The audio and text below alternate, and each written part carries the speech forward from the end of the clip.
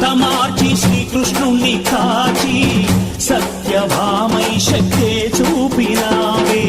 నరలోక భారాన్ని భూదేవై మోసి సాటి లేని సహనం చాటినావే. భద్రకాళి నిన్ను శాంతపరిచేందుకు రుద్రనేత్రుండు శివుడైన సరితూగునా.